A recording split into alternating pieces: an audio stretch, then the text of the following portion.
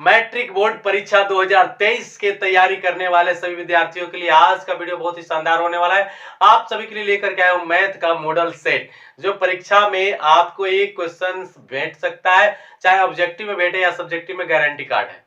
ठीक है, तो इस क्वेश्चन को देखेंगे और इससे संबंधित और भी अगर कुछ बातें होंगी तो हम सारी बातें A to Z बताने वाले हैं। वीडियो को लगातार देखिएगा।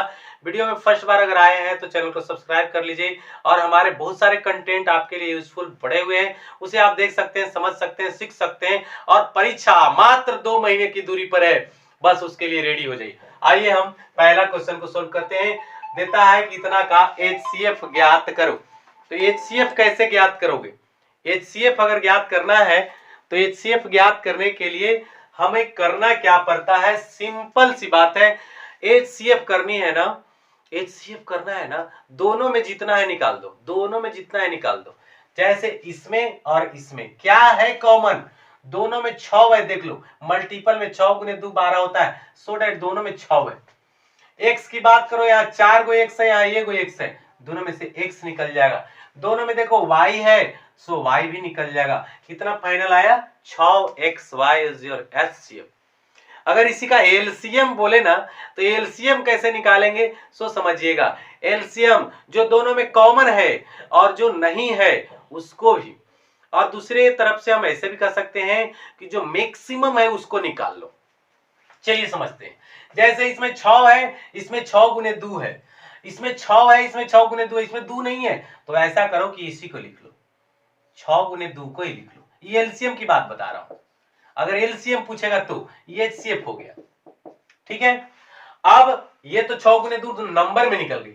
अब x और y में देखो, यहाँ x 4 गो, यहाँ x 1 गो है, कौन लेंगे? अधिक वाला, 4 गो लेंगे, x का पावर 4 हुआ। अब y की बात करो तो y दोनों में है और एक गो है, तो बस एक ही गो ले लो।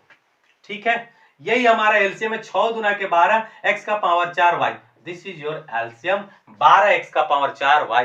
हमने कहा था ना, क्वेश्चन आपको मसा दिया है, हम आपको लसा भी बता दिए। ऐसा शानदार कंटेंट जो आपको मल्टीपल चीजों पर फोकस कराता है, आपको यह बताता है कि फंडामेंटल्स क्या है, कहीं नहीं आपको मिलेगा। चैनल को अब तक सब्सक्राइब नहीं किया तो चैनल को अब भी जल्द से जल्द दबा दो। आओ भाई, नेक्स्ट क्वेश्चन बात करते हैं 64 के वर्गमूल और 64 के घनमूल। सबसे पहले तो भाई ये जानो वर्गमूल क्या होता है और घनमूल क्या होता है। देखो भाई, हम कोई भी संख्याओं का वर्ग जब करते हैं ना, जैसे मान लो कि कहा कि 2 का स्क्वायर कर दो तो 4, 3 का स्क्वायर किया तो 9, 4 का स्क्वायर किया तो 16। एक बात बता, अगर मैं पूछूं कि इसका वर्ग, ये जो 4 है, इसका वर्गमूल क्या है? इस संख्या किसी न किसी संख्या का ही वर्ग था, तो किस संख्या का वर्ग था वही उसका मूल कहलाता है, वर्गमूल। क्लियर? 4 किस संख्या को वर्ग करने से आया था? 2 को, so that 2 is square root of 4। अब 16 किस संख्या को वर्ग करने से आया था? वही चीज क्या कहलाएगा? मूल। मूल माने जड़, उसको वर्गमूल कहते हैं। सो दैट भाई 64 कैसे आया होगा? 8 को वर्ग करने से। सो दैट 8 क्या है? इसका वर्गमूल है। तो हमने आंसर पाया, इसका वर्गमूल क्या है? 8। अब 64 के घनमूल, वर्गमूल तो हो गई, अब घनमूल। आइए, 1 का क्यूब किया, घन किया, इसको घन बोलते हैं। अगर 1 का घन किया तो 1, 2 का घन किया तो 2 गुना 2 गुना 2, 2 दूना 4, 4 दूना 8। 3 का घन किया तो 3 गुना 3 गुना 3, 3 तरीके 9, 9 तिया 27। और 4 का घन किया तो 4 चौका 16 और 16 चौका 64। सो 64 किसको घन करने से आया था? 4 का।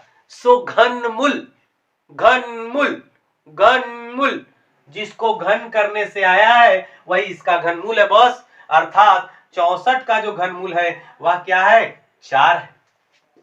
अब कहता है कि भाई 64 का वर्गमूल जो है ना, और उसके घनमूल है ना, उसके घनमूल से भाग कर दो। तो घनमूल तो 4 है, 4 से भाग कर दो, तो 8 में 4 से भाग अगर कर दो भाई, कितना आ जाएगा? 2 आ जाएगा। बन जाएगा कि नहीं बन जाएगा? चलो एक सवाल आपको देता हूं, ऐसा ही सवाल आप बना करके दिखा दो। चलो, अगर मैं कहूं कि 25 के वर्गमूल, 25 के वर्गमूल, हाँ, और 125 के घनमूल, 125 के घनमूल से भाग लगाइए इसमें। तो 25 के वर्गमूल जितना आएगा, अगर 125 के घनमूल से भाग करेंगे तो कितना आएगा? चलिए वीडियो को पॉज कर लो और बनाकर जल्दी से हमें कमेंट पर बताओ। चलिए आ गया होगा भरसक, आइए सीखते हैं। 25 का वर्गमूल क्या होगा बॉस? 5, क्योंकि 5 के वर्ग करने से 25 आया है, अतः 25 का वर्गमूल अर्थात जड़ 5 है। और 125 कब आया होगा? जब 5 का क्यूब किए होंगे तो 125 आया होगा। तो 125 का जो घनमूल है अर्थात जड़ है वह 5 है। तो इसका भी 5 और इसका भी 5 और भाग पड़ेगा बॉस, तो क्या आएगा? 1। Answer is act, that's your right answer. आइए लास्ट हम ट्रिगोनोमेट्री पर करने जा रहे हैं। ऐसा सवाल आए या ना आए, लेकिन इस पैटर्न पर सवाल पक्के खोजे जाएंगे। ये हम इसलिए दिए हैं कि है तो आसान, लेकिन बच्चा रहता है परेशान, आता है सवाल भाग जाता है यहां से। आइए कैसे करेंगे? सबसे पहले इसको ब्रेक डाउन करो या इसको करो, जो सिंपल। तो साइन तो अपना भाई है, कॉस को भगाओ यहां से। तो 7 साइन स्क्वायर थीटा और प्लस 3 साइन कॉस को हटाओ तो 1 माइनस क्या हो जाएगा? साइन स्क्वायर थीटा बराबर इधर भैया 4। अब क्या करोगे? 7 साइन स्क्वायर थीटा और प्लस 3 गुना 1 हुआ 3 और माइनस 3 साइन स्क्वायर थीटा बराबर भैया 4। अब ये 7 को साइन स्क्वायर में से 3 को साइन स्क्वायर घटा दो तो कितना आ जाएगा बस? 4 को साइन स्क्वायर आ जाएगा, 4 को साइन स्क्वायर थीटा।